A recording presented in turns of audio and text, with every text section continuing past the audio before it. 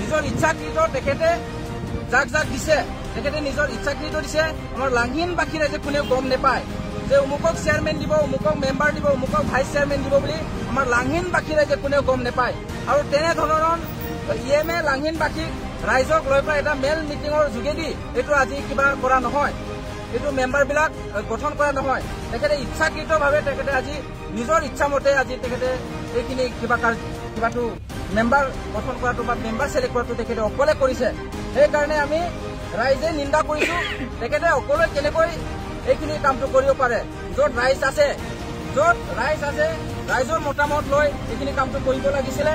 আমি বিলিমন কাকলাৰী ইএমও আমি নিন্দা কৰিছো।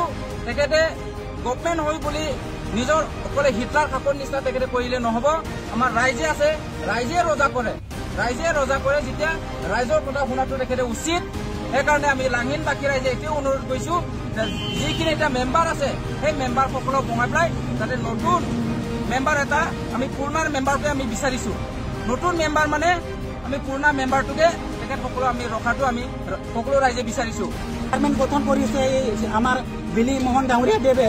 তেওঁ যদি এথিলেন বাগলাৰী তেখেতে মানে কি আছে আপোনাৰ মণিপুৰ লেমছত তেখেতে এজন ছেক্ৰেটাৰী হিচাপে আছে।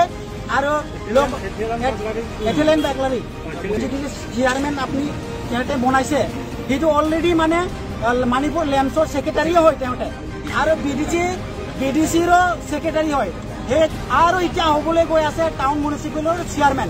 সেইটো কোনে এটা মানুহ যদি এটা পদটো চম্ভালিবলৈ ইমান কষ্ট লাগে, ৰাইজৰ কাৰণে ইমান কাম কৰিব লাগে, তেখেতে কেনেকৈ নিজৰ মাথা কেনেকুৱা জাপি লৈছে? কোনে এই বিলিমোহন ডাঙৰীয়া দেৱে তেখেতক কিয় তাৰে জৈৱতা বুলি তাক কেনেকৈ মানে পদবিলাক বা চেয়াৰমেনকেইটাক কি গঠন কৰি আছে বা তেখেতক মানে কি বাছি দি আছে? এইটো আমি দাবী জনাইছো আমাৰ বিজেপি গভমেণ্টলৈ। কিন্তু আমি বিজেপি বেয়া নাপায়, আমি বিজেপিৰ বিৰোধী নহয়, আমি কোনো অসম গভৰ্ণমেণ্টৰ বিৰোধী নহয়, কোনো বিজেপিৰ বিৰোধী নহয়, কোনো হেমন্ত বিশ্ব শৰ্মাৰ বিৰোধী নহয়, আমি কোনো তুলসীৰাম ডাঙৰীয়া দেৱৰ বিৰোধী নহয়। এটা বিৰোধী মাত্ৰ সেই আমাৰ ইএম যোনটো নেকি আমাৰ বিলিমোহন কাকলাৰী দেৱ তেখেতে মানে কিনে হিটলাৰ নিজা শাসন কৰিবলৈ বিচাৰি আছে। যদি সি যদি নিজকে যদি ৰাইজে ৰজা কৰাৰ পাছত যদি সি নিজকে যদি ৰজা বুলি ভাবিছে, লংকাত গৈ কিনে সি যদি ৰাৱণ হ'বলৈ বিচাৰিছে, তেনেহ'লে কোনে ইয়াৰ আমি কোনেও মানি ল'ব নোৱাৰে, কেতিয়াও নোৱাৰে। ৰাইজবিলাকে মানি ৰাইজৰ এটাই সিদ্ধান্ত যে তেখেতে যিখিনি বনাইছে সেইটো পুনৰাই মানে গঠন কৰিব লাগে ৰাইজৰ মতামত লৈ কিনে। আমি এইটোৱে দাবী জনাইছো আমি লাংহিনবাসী ৰাইজ হৈ পেলাই। আৰু সেইটো যদি নহয় আমি পুনৰাই আকৌ আমি এনেকৈ আমি প্ৰটেষ্ট কৰি থাকিম। আমি আকৌ পুনৰাই এনেকৈ আমি কিবা তেখেতৰ নামত আমি মূৰ্তি জ্বলাম। এইটো আমি কাৰ্যসূচী লৈয়ে থাকিম যেতিয়ালৈকে তেখেতে এইখিনি আমাৰ লাংহিনবাসীৰ ৰাইজৰ যিখিনি অনুৰোধ এইখিনি যদি গ্ৰহণ নকৰে আমি পুনৰাই এইখিনি আমি ৰেলীটো আমি লৈ থাকিম। আমি ডক্টৰ তুলিৰাম ৰহাং ছাৰক আমি বেয়া নাপাওঁ, হেমন্ত বিশ্ব শৰ্মা ছাৰক আমি বেয়া নাপাওঁ। তেখেতসকলে যি আজি কাম কৰি আছে, ৰাইজৰ কাৰণে কাম কৰি আছে, ৰাইজৰ ভালৰ কাৰণে কাম কৰি আছে, আমি ৰাইজৰ ইউনিটিৰ কাৰণে কাম কৰি আছে। কিন্তু আমাৰ লাংহিন সমষ্টিৰ ইএম বিলিমন কাকলাৰী ডাঙৰীয়া আজি ৰাইজক বাদ দি কেনেকৈ তেখেতে কাম কৰিব ওলাইছে? সেইটো কোনো কাৰণত যোগ্য নহয়, কোনো কাৰণত আমি লাংহিনবাসী ৰাইজে মানি লোৱা নহ'ব। তেখেতে এইখিনি কাৰ্যসূচী কিবাটো মেম্বাৰ দিয়াটো আজি উঠাই ল'ব লাগিব। যেনেকৈ তেখেতে হিটলাৰ খাকৰ নিচিনা অকলে তেখেতে মেম্বাৰ বাচিলে, যিখিনি যেনিবা কমিটি বনালে, ইয়াত আমি কোনো কাৰণ আমি মানি লোৱা নহ'ব। তেখেতে উঠাই ল'ব লাগিব। তেখেতে আমাৰ লাংহিনবাসী ৰাইজৰ মতামত লৈ আকৌ পুনৰাই পুৰণা কমিটিকে আমি গঠন কৰিব লাগে বুলি আমি অনুৰোধ কৰিছো। কাৰণ আমি গম পাইছো সকলো আমাৰ কাৰ্বি আংলঙত থকা যিখিনি মিউনিচিপেল বৰ্ড বা টাউন চব এজিটিছ আছে বুলি গম পাইছো।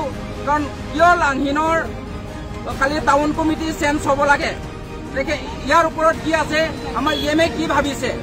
আমি ভাবিছো এতিয়া যিখিনি চেয়াৰমেন আগৰ পুৰণা চেয়াৰমেন তেখেতে পাৰ্টিৰ হয়, চৰকাৰৰ হয়, তেখেতে ৰাইজক সন্তুষ্ট কৰিছিলে। আমি ৰাইজে ভাল পাইছিলো। কিন্তু আজি আমাৰ লাংহিন সমষ্টিৰ ইএম বিলিমন কাকলাৰী ডাঙৰীয়া কি কাৰণত কি যুক্তিত তেখেতক মানে বলাব পাৰে এইখিনি আমি তেখেতৰ নিন্দা কৰিছোঁ আমি গৰিহণা দিছোঁ অতি সোনকালে তেখেতে এইখিনি উঠাই ল'ব লাগে আৰু লাংগিনবাসী ৰাইজৰ মতামত লৈ এইখিনি আকৌ নতুনকৈ পুনৰাই গঠন কৰিব লাগে আমি তেখেতক বাৰে বাৰে এম বিলিমন কাকলাৰীক আমি অনুৰোধ কৰিছোঁ আৰু আমি অনুৰোধ কৰিছোঁ মাননীয় আমাৰ অনাৰেবল কাউন্সিলৰ ডক্টৰ তুলিৰাম মোহাং দেৱে আৰু আমাৰ MLA হাওৰাঘাট সমষ্টিৰ MLA দৰসিং ৰঙা ছাৰে যাতে এইখিনি যাতে তেখেতে আলোচনা কৰি আমাৰ লগত ৰাইজক লৈ আলোচনা কৰি যাতে পুনৰাই যাতে নতুন এটা গঠন কৰিব লাগে আমি অনুৰোধ কৰিছোঁ।